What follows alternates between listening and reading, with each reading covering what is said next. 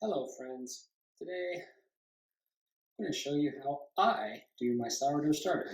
I'm going to have a total recipe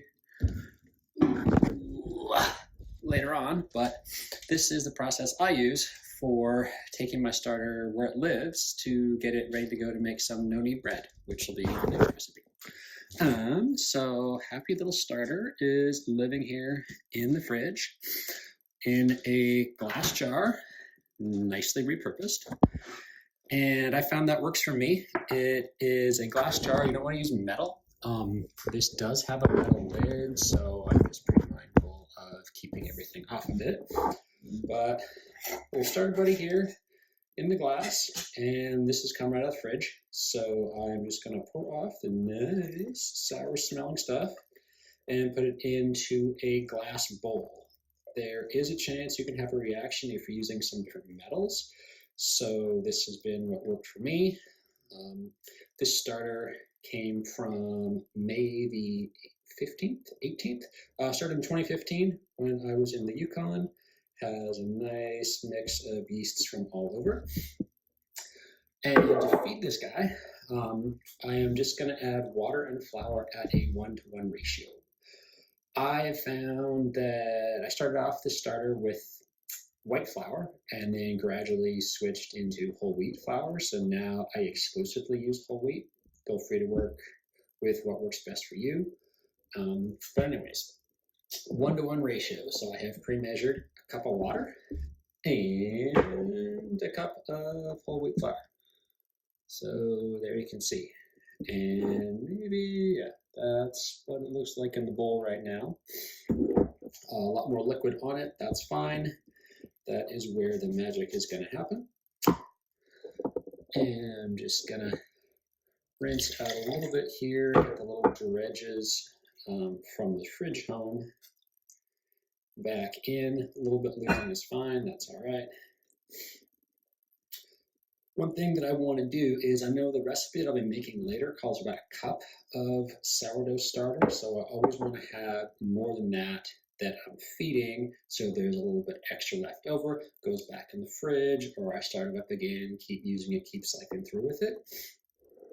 So put the flour in, gonna give it a quick stir, maybe, no, I need 2 hands, and add the water. It can be cold or hot. Warm water usually helps to start things moving a little bit earlier. Cold water is kind of, just takes a little bit more time. But here we are. And this is what it looks like right now. So I just want to try and hold the phone in one hand and stir with the other and not spill anything else on myself today. I'm just going to stir till I get the main clumps out. There's a lot more liquid in here, which is good. Some bubbles are starting to form.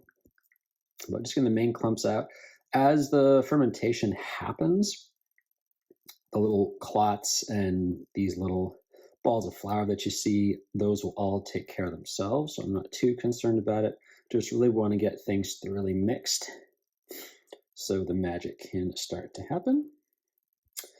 Also, I'm using a temperature safe, oven safe, whatever spatula here. Again, one that is not metal. So that's what it looks like right now inside. You can cover it.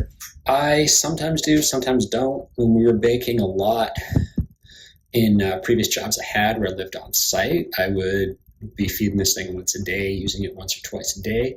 Here, not as frequently. So I'm going to leave this uncovered, and I'm going to put it over, it's kind of bright over by the window there. So set it out in the window for a couple hours. Start to see fairly easy. I'll come back and take some video of what the starter is doing in the meantime. Start to bubble and get frothy. You can kind of see a nice sheen on top sometimes, and then we are all set to go.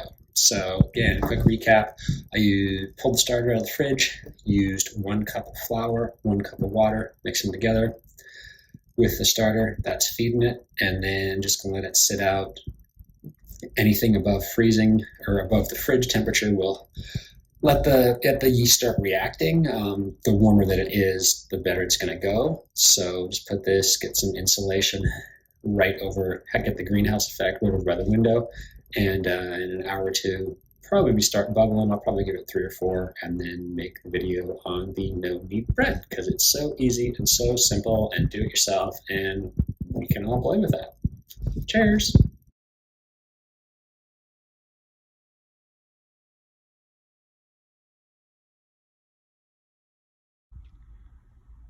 So the starter's been sitting here for a couple hours now, and we actually got some sunshine, which helps it out here.